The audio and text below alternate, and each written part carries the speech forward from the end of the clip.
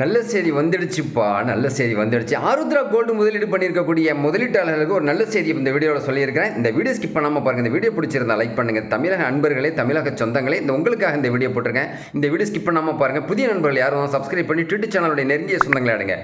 Arudra gold investment கம்பெனியில் வந்து நிறைய முதலீடு பண்ணியிருக்காங்க. கிட்டத்தட்ட வந்து 2700 கோடியிலேருந்து 18,000 கோடி வரைக்கும் அதாவது முறைகேடுகள் நடந்திருக்குதான் நம்ம பார்த்துருக்கோம். கிட்டத்தட்ட ஒரு 2 வருஷமாக அந்த போராடிக்கிட்டு இருக்கக்கூடிய சூழ்நிலையில் நிறைய மக்கள் வந்து கம்ப்ளைண்ட் கொடுத்துருக்காங்க. யூஓடபிள்யூவில் குறிப்பாக வந்து 7000 முகவர்களுக்கு வந்து இந்த பின்னணியில் வந்து தப்பு பண்ணியிருக்கிறாங்க.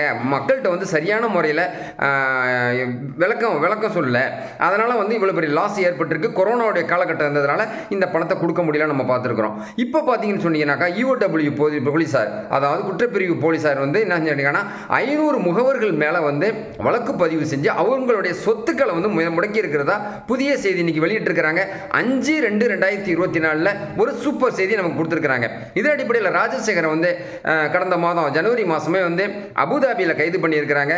கைது பண்ணி இப்போ வந்து சென்னைக்கு கொண்டுகிட்டு வரக்கூடிய நடவடிக்கையெல்லாம் நடந்துகிட்டு இருக்கிற சூழ்நிலை தான் 500 பேர் மேலே தீவிரமாக வந்து வழக்கு பதிவு பண்ணியிருக்கிறாங்க சென்னை போலீஸார். அது மட்டும் இல்லாமல் பாக்கி இருக்கக்கூடிய முகவர்களுடைய அட்ரஸ் முகவரியெல்லாம் தெரிஞ்சுக்கிட்டு உங்களுடைய சொத்துக்களை எங்கே பதுக்கி வச்சிருக்கிறீங்க, உடனடியாக மக்களுக்கு கொடுக்குன்னு சொல்லிட்டு தமிழக முதலமைச்சர் மு.க. ஸ்டாலினுடைய முயற்சியால் இந்த நடவடிக்கை எடுத்திருக்கிறாங்க. இப்போ ஸ்டாலின் வந்து ஸ்வீடன் நாட்டுக்கு வந்து தொழில் முதலீட்டாளர் மாநாடுக்காக போயிருக்கிற அடிப்படையில் அவர் வந்த உடனே அடுத்த கட்ட நடவடிக்கை இருக்கும், அது வந்து இன்னும் பலமாக இருக்கும் அப்படின்னு சொல்லக்கூடிய ஒரு சூழ்நிலை தான் இப்போ இருக்குது.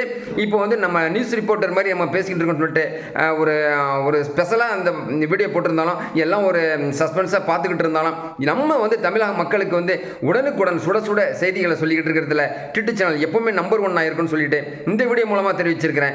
500 முகவர்களுடைய ப்ராப்பர்ட்டியை முடக்குனது மட்டும் இல்லாமல் உடனடியாக அந்த பணத்தை வந்து ரிலீஸ் பண்ணி தமிழக மக்களுக்கு குறிப்பாக ஆருத்ரா நிதி நிறுவனத்தில் முதலீடு பண்ணியிருக்கக்கூடிய முதலீட்டாளர்களுக்கு உடனடியாக வழங்கணும் அப்படின்னு சொல்லிட்டு தமிழக மக்களின் சார்பாக ஆருத்ரா கோல்டு ட்ரேடிங் கம்பெனியில் முதலீடு பண்ணியிருக்கக்கூடிய முதலீட்டாளர் சார்பாக இந்த வீடியோ நான் போட்டிருக்கேன். அடுத்த எபிசோடில் தீவிரமான ஒரு நடவடிக்கையை தான் ட்விட்டர் சேனல் மூலமாக முதலமைச்சருக்கு ஒரு கோரிக்கை வைக்க போகிறேன். இந்த வீடியோ பிடிச்சிருந்தா லைக் பண்ணுங்கள், கமெண்ட் பண்ணுங்கள், ஷேர் பண்ணுங்கள். புதிய நண்பர்கள் யாரும் நம்ம சப்ஸ்கிரைப் பண்ணி ட்விட்டர் சேனலுடைய நெருங்கிய சொந்தங்களை அடுங்க பக்கத்தில் இருக்க பெல் பட்டன் கிளிக் பண்ணிக்கோங்க.